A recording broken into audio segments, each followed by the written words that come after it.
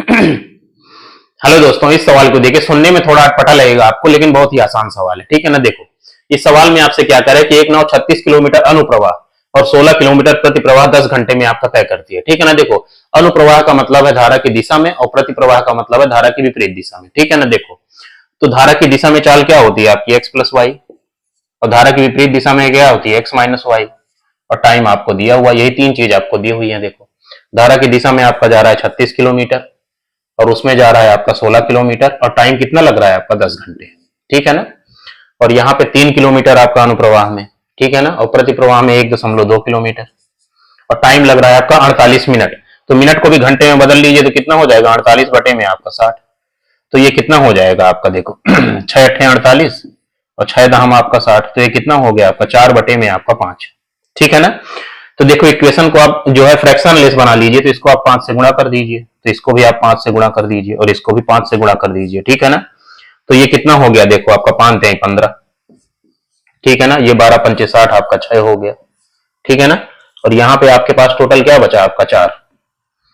ठीक है ना, इससे हटा रहा हूं, देखो साफ हो गया। देखो यहाँ पे बचा आपके पास 4।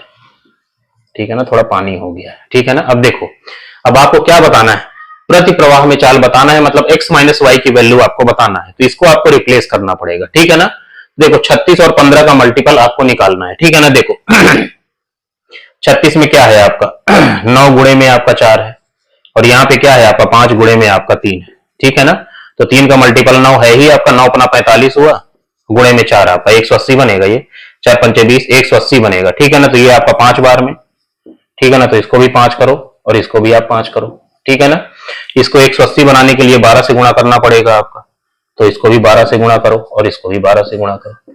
ठीक है ना। अब इसको उठा के आप माइनस कर दो। ठीक है ना। तो जब माइनस करोगे आप इसको, देखो तो हमें x प्लस वाई, तो आपका 180 ये कट ही गया, और ये कितना हो गया, देखो आपका 16 पंची 80। ठीक है ना। और ये 12 छंग 72, 80 में से 72 जाए कितना बचा आपका 8। ठीक है ना। और ये कितना हुआ आपका 10 बचा 50 हुआ, और ये 12 चौको 48 आपका। तो कितना हो गया, 50 में से 48 गया 2। तो ये डिस्टेंस है और ये टाइम है, तो इसको डिवाइड कर दो तो कितना हो जाएगा, स्पीड आपकी आ जाएगी 4। तो x माइनस वाई की वैल्यू क्या हो जाएगी आपका 4, आपका आंसर हो जाएगा। ठीक है ना। अब देखो, इन सवालों को करने का यही तरीका है। अब जितना जल्दी आप कैलकुलेशन करेंगे वो आप पे डिपेंड करेगा, उतनी ही जल्दी सवाल आपसे बन जाएगा। ठीक है।